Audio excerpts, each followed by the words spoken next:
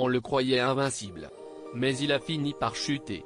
Après près de 9 mois d'aventure et 252 participations à l'émission, Bruno alias Fifou Dingo s'est incliné ce mardi 5 octobre dans les 12 coups de midi. Le Toulousain a trébuché lors de l'épreuve du coup fatal face à Loris, en n'ayant pas le temps de répondre à la question, en France sous la 4ème République, quel était le nom du chef du gouvernement ? Ainsi, Loris devient officiellement le nouveau maître de midi de l'émission. Ce dernier a désormais la lourde tâche de succéder à Bruno pour, peut-être, devenir à son tour le plus grand maître de l'histoire de l'émission. Avec une cagnotte de 1 026 107 € de gain, Bruno est désormais le plus grand gagnant des 12 coups de midi.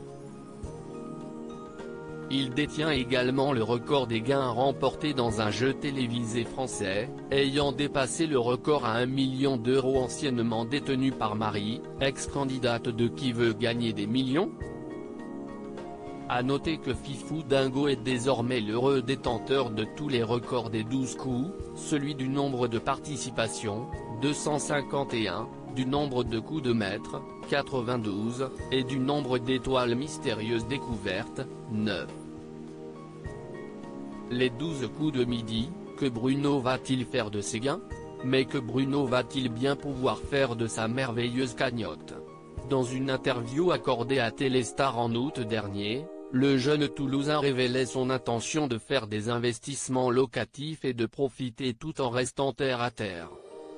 Le premier gros voyage que je vais faire, si est avec mon cousin et sa copine, en octobre, nous avait-il indiqué. On part à Orlando en Floride pour faire les parcs d'attractions.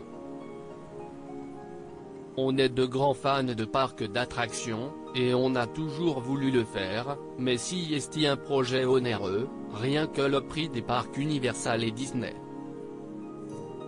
En temps normal, on se dit que dépenser autant d'argent pour des parcs d'attractions, ce n'est pas très raisonnable. Mais là, je me suis dit on s'en fiche, on book, on a toujours rêvé de le faire. On va aussi en profiter pour visiter un peu la Floride et le centre de la NASA.